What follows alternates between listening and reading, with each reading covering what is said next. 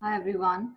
Uh, this is our second video, and in the second video, we're going to talk about how you can import references using EndNote in your Microsoft Word documents. So, whenever you're writing a research paper or you're doing a project, whatever you write, if it is taken from some other research paper or a book, you have to add the citation and a reference. So there are many different styles of writing citations and references, including, Chicago, APS6, and a lot more. But in Pakistan, mostly depends on the journals. I can't, just generalize it. But mostly APS6 is required in universities. So I will tell you today how to import a reference and citation using EndNote. For this, you need to install EndNote in your computers, and like I have EndNote in my computer, so I'll tell you while you're writing a document. For example, you can see a screen of Microsoft Word, and I'm going to write a sentence. For example, that media economy is going to fall in current circumstances.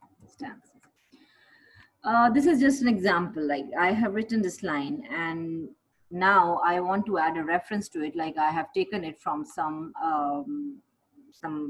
research paper or some book. So I'll go to Google Scholar, and here I have Google Scholar, and here, for example,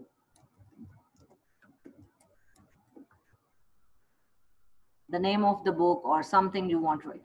For example, understanding media economics. You have to download citation of this reference with that sentence you have written in Microsoft Word. So what I'm going to do is that when you have this page open in front of you, you can see this button, and when you just put your cursor on it, it gives you the title of cite. So you have to press this button. When you will press this button, you will get this in another window in front of you, and it is giving you different options to download the citation.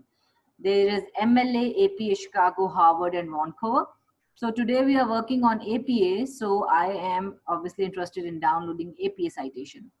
Right here, you can see different, softwares through which you can download the citation and reference, including BibTeX, EndNote, RefMen, and RefWorks.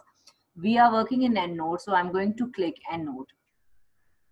When I'll click EndNote, my Google Scholar will help me download a citation here, and you can see the citation is here. Now I'm going to open this citation. When I'll click this citation, it will open in EndNote. So I'm going to click it.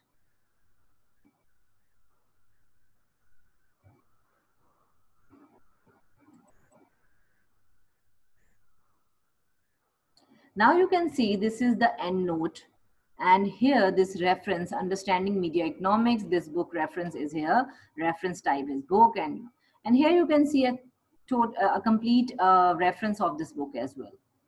Now I'm going to add this reference in my Word document, which is the last step. So what I'm going to do is, here you can see, a ribbon of different buttons. Here you can see I have selected APS 6th. I can select any other, but here I have selected APS 6 style. And in the ribbon of these buttons, there are many buttons available, but you have to look for the button which says Insert Citation. I'm going to click this button, and then we will be at the last step of our tutorial.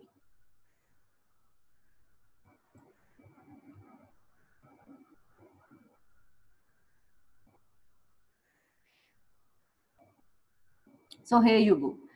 Here you can see, if I'm going to just enlarge the font, this was the line I had written: media economy is going to fall in current circumstances, just like a hypothetical line. And when I inserted citation, this citation has come over here, Doyle 2013. And what you can see over here is a reference that has been generated by EndNote. So you can just give it a title of references, and you can obviously take it, far away from the main document.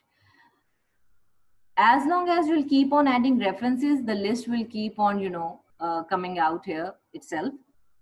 And you don't need to do anything. You don't need to type it manually. You don't, because obviously typing for APS 6, remembering where you have to put a comma, where you have to put a full stop is quite difficult. So this is a very easy way for all the students to use EndNote in, maintaining a very nice reference library according to APS 6. So your references will come here and the citations will come here.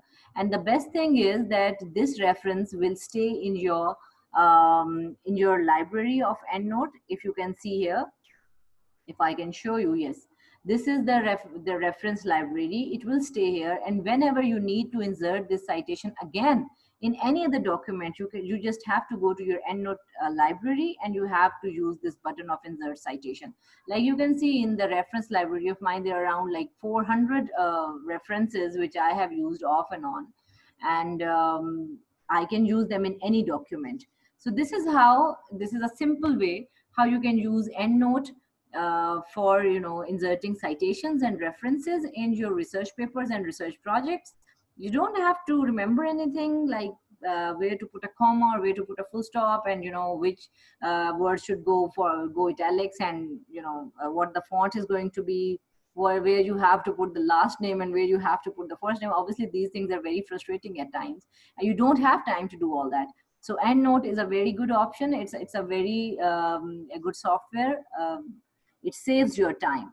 So try to practice as much as you can using EndNote and Microsoft Word, and I'll be happy to receive any questions you have regarding use of EndNote in putting citations and references in your documents. So I'll be seeing you with my next vlog. Until then, take very good care of yourselves. Allah Hafiz and bye-bye.